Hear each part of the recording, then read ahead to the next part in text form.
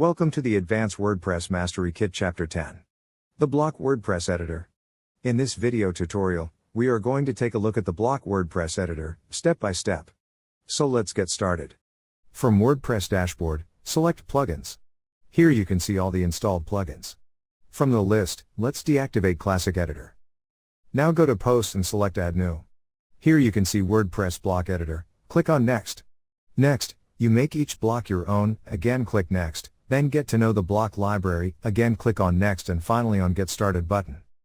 Now here first enter your post title, choose a block, click on this plus button and select your block type, heading or quote or paragraph etc.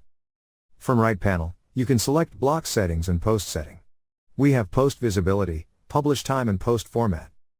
Then we have permalink, categories, tags, featured image, excerpt which is optional, then discussion and its sub-options.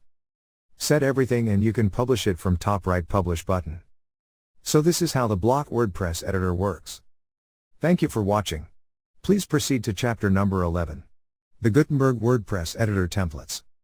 Inside that video, we are going to take a look at the Gutenberg WordPress Editor templates, step by step. See you in the next tutorial.